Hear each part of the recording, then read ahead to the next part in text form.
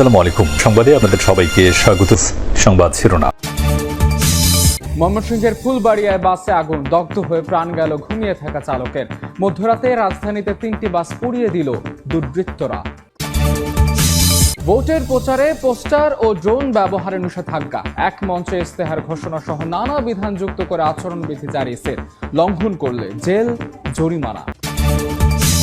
মাধ্যমিকের 3 শ্রেণীর বই ছাপানোর চুক্তি হয়নি এখনো, শেষ সময় তড়িঘড়িতে নিম্নমানের বই নিয়ে ফায়দা লোটার শঙ্কা, জানুয়ারিতেই পাবে শিক্ষার্থীরা, দাবি কর্তৃপক্ষের।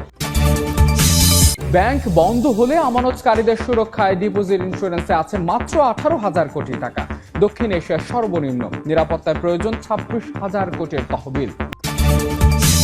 ময়মনসিংহের ফুলবাড়িয়ায় আলম এশিয়া পরিবহনের একটি বাসে অগ্নিসংযোগের ঘটনা ঘটেছে। এতে ভেতরে থাকা বাসটির চালক জুলহাস দগ্ধ হয়ে মারা গেছেন। গতকাল সোয়া 3টার দিকে উপজেলার ভালুকজান এলাকায় বাসটিতে অগ্নিসংযোগের ঘটনা ঘটে। এ সময় বাসের ভেতরে ঘুমিয়েছিলেন চালক। পুলিশ জানায় 3 জন ব্যক্তি হেঁটে এসে 30 সেকেন্ডে বাসটিতে আগুন দিয়ে পালিয়ে যায়। তাদেরকে শনাক্ত ধরতে পুলিশ কাজ করছে। এদিকে মধ্যরাতে রাজধানীতে 3টি বাসে আগুন দেওয়ার ঘটনা ঘটেছে। যাত্রাবাড়িতে রায়দা, রায়েরবাগে রাজধানী, উত্তরা খালপাড়ে রায়দা পরিবহনের আরেকটি বাসে আগুন দেওয়া হয়। মধ্যরাত থেকে ভোর রাতের মধ্যে এসব ঘটনা ঘটে। ফায়ার সার্ভিস জানিয়েছে, রায়েরবাগে রাজধানী পরিবহনের একটি বাসে রাত 12টা 54 মিনিটে আগুনের খবর আসে। পরে তারা ঘটনাস্থলে পৌঁছে আগুন নিয়ন্ত্রণে আনেন। এরপর রাত 2টা 8 মিনিটে যাত্রাবাড়িতে রায়দা পরিবহনে আগুনের সংবাদ আসে। 2টি ইউনিট ঘটনাস্থলে পৌঁছে 2:30টার দিকে আগুন নেভায়। ভোটের প্রচারে পোস্টার ও ড্রোন ব্যবহারে নিষেধাজ্ঞা সহ নানা বিধান যুক্ত করে নির্বাচনী আচরণবিধি জারি করেছে নির্বাচন কমিশন। দল ও প্রার্থীর আচরণবিধি চূড়ান্ত করে সোমবার রাতে গ্যাজেট প্রকাশ করেছে। প্রথমবারের মতো পোস্টার ব্যবহার বন্ধ করে দেওয়া হলো ভোটের প্রচারে। এছাড়া এক মঞ্চে প্রার্থীদের ইশতেহার ঘোষণা, আচরণবিধি মানায় দল ও প্রার্থীকে অঙ্গীকারনামা দেওয়ার বাধ্যবাধকতা রাখা হয়েছে। সামাজিক যোগাযোগ মাধ্যমে ভোটের প্রচারে কড়াকড়ি আরোপ, অসৎ উদ্দেশ্যে এআই ব্যবহারের নিষেধাজ্ঞা সহ কি করা যাবে না তা তুলে ধরা হয়েছে এই বিধিমালা। আচরণবিধি লঙ্ঘনে সর্বোচ্চ 6 মাসের কারাদণ্ড ও 1.5 লাখ টাকা জরিমানার বিধান রাখা হয়েছে। প্রয়োজনে তদন্ত সাপেক্ষে প্রার্থিতা বাতিলের সক্ষমতাও রয়েছে এসে। প্রাথমিকের 80% বেশি বই ছাপা হলেও মাধ্যমিকের 3 শ্রেণীর বই ছাপার জন্য প্রেসের সঙ্গে এখনো চুক্তি করতে পারেনি পাঠ্যপুস্তক বোর্ড। এতে জানুয়ারিতে এই 3 শ্রেণীর বই পাওয়া নিয়ে শঙ্কা রয়েছে জানিয়ে মুদ্রণ ব্যবসায়ীরা বলছেন, শেষ সময় তড়িঘড়িতে নিম্নমানের বই দিয়ে ফায়দা লুটতে পারে একটি চক্র। তবে বোর্ড বলছে, বছরের প্রথম দিন নতুন বই পাবে শিক্ষার্থীরা। শাকির আহমেদের রিপোর্ট। বছরের প্রথম দিন প্রাথমিক, ইবতেদায়ী ও মাধ্যমিক স্তরের শিক্ষার্থীদের হাতে তুলে দিতে হবে 30 কোটি নতুন পাঠ্য বই। তাই নভেম্বরের মাঝামাঝিতে এসে ছাপাখানায় ব্যস্ত সময় পার করছেন মুদ্রণ সংশ্লিষ্টরা। রাজধানীর প্রেসগুলোতে দেখা যায় চলছে 4র্থ শ্রেণীর বই ছাপার কাজ। প্রাথমিকের 8,69,25,389টি বইয়ের প্রায় 90% ছাপার কাজ শেষ। ইবতেদায়ীর 3,11,19,347টি বইয়ের ছাপার কাজ 70% বেশি সম্পন্ন হয়েছে। আর নবম শ্রেণীর 5,70,68,028টি বইয়ের মুদ্রণ চলছে প্রেসে। তবে এখনো প্রেসের সঙ্গে ষষ্ঠ, সপ্তম ও অষ্টম শ্রেণীর 12,54,75,971টি বই ছাপার চুক্তি হয়নি। মুদ্রণ শিল্প সমিতি বলছে, সব প্রক্রিয়া শেষ করে বছরের প্রথম দিন এসব বই শিক্ষার্থীদের হাতে পৌঁছানো প্রায় অসম্ভব। আমরা ওয়ার্ক অর্ডার পাওয়ার পরে ব্যাংক লোন পাই, আমরা অগ্রিম দিলে ওরা পাল্প ইম্পোর্ট করে না কাগজ বানানো শুরু করে। এই যে সময়টা ক্ষেপণ হচ্ছে, এখন আমাদের লোক ওয়ার্ক অর্ডার পায় নাই, ব্যাংক লোন হয় নাই, এই যে সময় ক্ষেপণ হচ্ছে, এই জন্য আমরা আশঙ্কা করছি বই সময় মতো যাওয়া। এনসিটিভি বলছে, এই 3 শ্রেণীর টেন্ডার প্রথমবার বাতিল হওয়ায় কাজ শুরু করতে দেরি হয়েছে। তবে বছরের প্রথম দিনেই শিক্ষার্থীরা বই পাবে বলে দাবি বোর্ড চেয়ারম্যানের। ক্লাস 9-এর যে কাজগুলি, সেই কাজগুলি আমাদের এখন চলছে, চলমান রয়েছে, এবং 6, 7, 8ও এটার পরে পরেই শুরু হয়ে যাবে। অবশ্যই জানুয়ারি 1 তারিখে ছাত্রছাত্রী বই পাবে।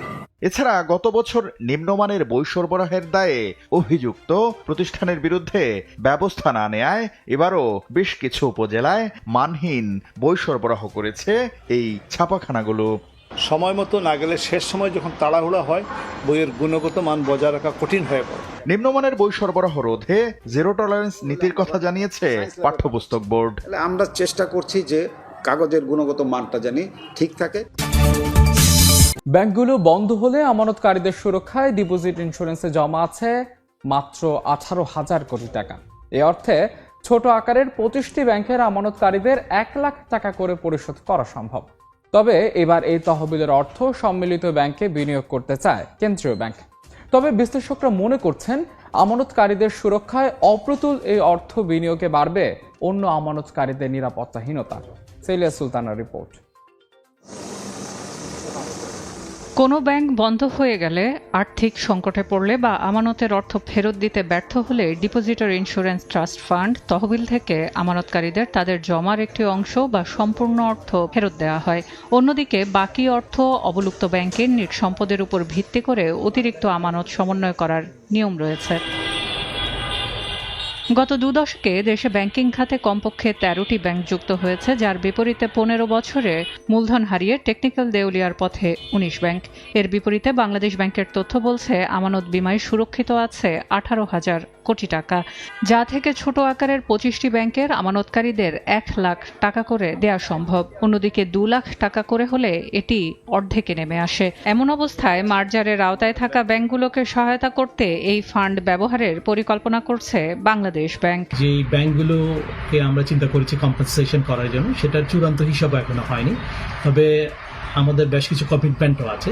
আমরা অতিরিক্ত কিছু ফান্ড আমরা ওয়ার্ল্ড ব্যাংক থেকে পাবো যেটা, এবং সরকারের অন্যান্য হিসাব থেকে আমরা এই টাকা যেগুলো পাবো সেগুলো দিয়ে এটা যে পরিমাণ হয়তো ডিমান্ড হবে সেটা আমরা কম্পেনসেট করার ব্যবস্থা করতে হবে।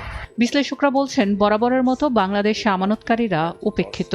পুরো খাতের আমানতকারীদের নিরাপত্তা দিতে ব্যাংকগুলোর অন্তত 26,000 কোটি টাকার তহবিলের প্রয়োজন। তবে 5টি ব্যাংক রক্ষা করতে গিয়ে আমানত বীমার বড় অঙ্ক ব্যবহারের পক্ষে নয় অর্থনৈতিক বিশ্লেষকরা। একটা ব্যাংকেই, যেটাকে নাম দেওয়া হয়েছে সম্মিলিত ইসলামী ব্যাংক, সেখানে যদি ডিপোজিট ইন্স্যুরেন্স স্কিম বা তহবিল থেকে 15,000 কোটি টাকার অধিক এখানে ইনজেক্ট করা হয়, তাহলে কিন্তু অন্যান্য ব্যাংকের যদি এরকম পরিস্থিতির উদ্ভব হয়, তাহলে সেই দায় মেটাতে কিন্তু বাংলাদেশ ব্যাংক তখন কিন্তু আসলে অপারগতা প্রকাশ করবে বলে মনে হচ্ছে। 2020 সালে আমানত বীমা খসড়ায় 2 লাখ টাকা অনুমোদন চেয়েছে বাংলাদেশ ব্যাংক, যা চূড়ান্ত অনুমোদনে পরবর্তী সংসদের অপেক্ষা করতে হবে আমানতকারীদের। প্রায় প্রতি মাসেই এলপিজি সিলিন্ডারের দাম নির্ধারণ করে Bangladesh energy regulatory commission BERC, কিন্তু সেই দাম বাস্তবে ভোক্তা পর্যায়ে কার্যকর হয় না। নির্ধারিত দামের চেয়ে 200 থেকে 300 টাকা বেশি গুনতে হয় ক্রেতাদের। অভিযোগ, শুধু দাম ঘোষণা করেই খালাস সরকার, নেই কোনো কার্যকর মনিটরিং। বিশেষজ্ঞরা বলছেন সমন্বয়হীনতার অভাবে সমাধান নেই এলপিজির বাজারে, যার দায় নিতে হবে লাইসেন্স ইস্যুকারী প্রতিষ্ঠানকে।